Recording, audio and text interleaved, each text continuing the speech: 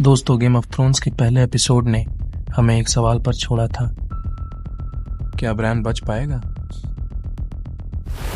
आइए आगे देखते हैं। लेकिन एपिसोड 2 द किंग्स वॉर्ड बस एक रास्ता नहीं है, ये स्टार्क फैमिली के टूटने की शुरुआत है। आज हम बस कहानी नहीं देखेंगे, बल्कि ये जानेंगे कि जिमी ने ब्रान को क्यों धक्का दिया।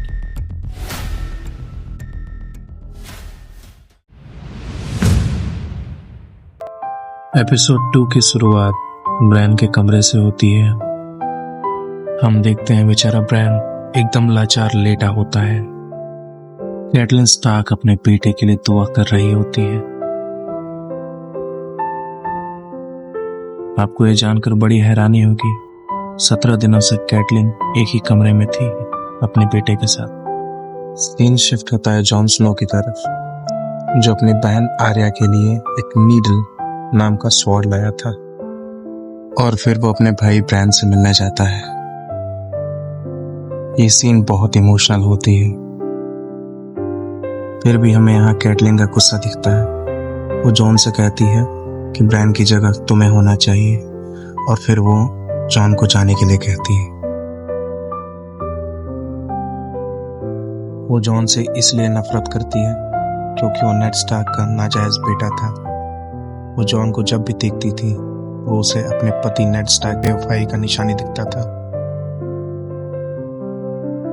कैटलिन को लगता था कि अगर जॉन स्नो नहीं होता तो उसका परिवार बहुत सुरक्षित होता।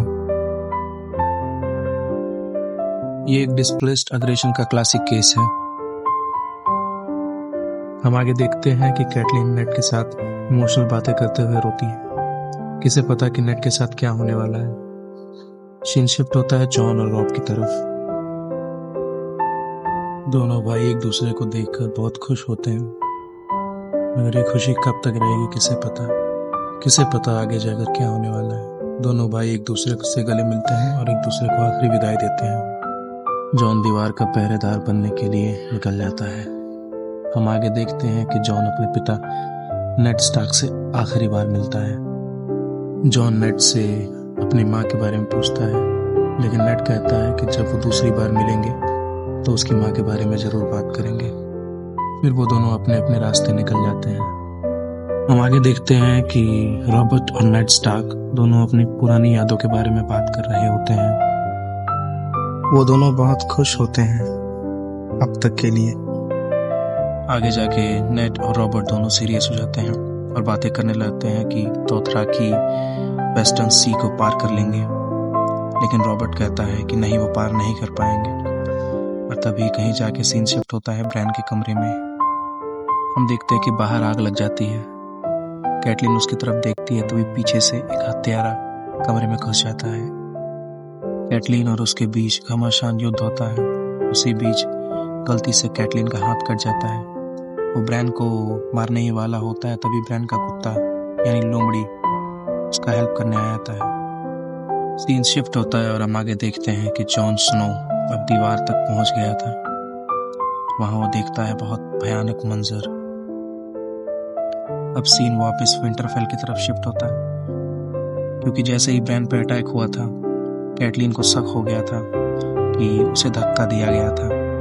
वो खुद नहीं गिरा था, इसीलिए वह खोजबीन तलाश में निकल जाती है कि वो कैसे गिरा था। उसे वहां एक बाल मिलता है, वो किसी और का नहीं बल्कि सर्सी का था।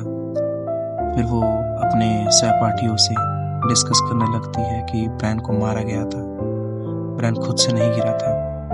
उनमें से एक कहता है जिस हथियार से उस पर वार किया गया था वो वेलेरियन स्टील की थी, जो केवल लेनिस्टर्स के पास थी।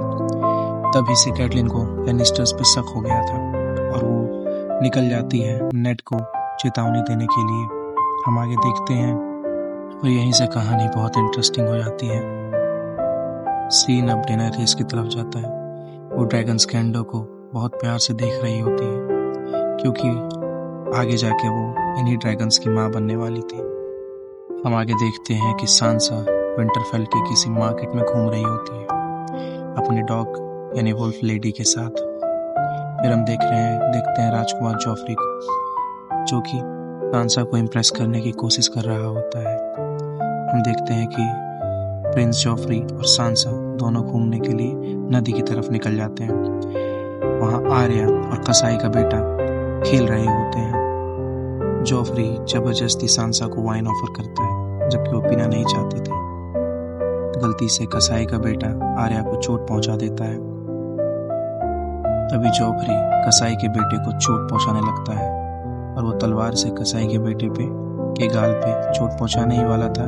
तभी आर्या उसे मना कर देती है और तभी आर्या के बीच में और जॉफरी के बीच में एक लड़ाई होती है और आर्या जॉफरी को गिरा देती है।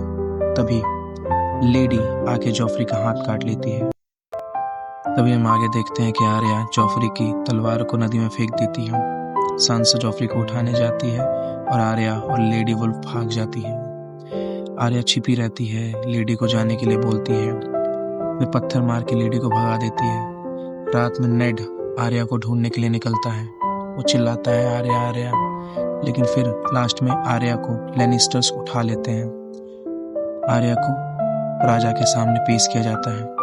वहां नेड पहुंचता है और फिर वो राजा से जुबान लड़ाने लगता है।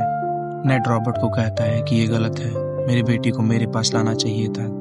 लेकिन फिर सर्सी बीच में कहती है कि जॉफरी को चोट लगी है। फिर आर्या समझाती है कि गलती जॉफरी की थी। सर्सी कहती है कि इन्हें सजा मिलना चाहिए और कहीं न कहीं जाके फिर सांसा को बुलाया जाता है। सांसा पूरी बात को झुकला देती है। फिर आर्या और सांसा लड़ने लगती हैं एक दूसरे से। फिर हम आगे देखते हैं कि रॉबर्ट लेडी वुल्फ को मारने की ऑर्डर दे देता है नेड को। फिर नेड कहता है कि मैं उसे खुद मारूंगा क्योंकि वो अपनी थी। सांसा और आर्या रोती हैं कि लेडी को ना मारा जाए, लेकिन अफसोस नेड को ये काम खुद करना पड़ता है। फिर जाकर नेड वुल्फ को खुद मारने जाता है।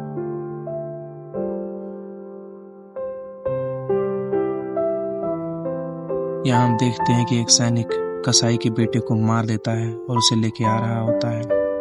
फिर नेड कहता है कि ये गलत किया तुमने, लेकिन आगे जाके सीन शिफ्ट होता है ब्रैन के कमरे में। फिर हमको वुल्फ दिखाया जाता है जिसे नेड मारने जाता है। वो वुल्फ बहुत प्यारा होता है। वो नेड की तलवार देख के डर जाता है। फिर जैसे ही वुल्फ मरता है, आगे जाके ब्रैन की आंखें खुल जाती हैं। Do follow for more. Thank you.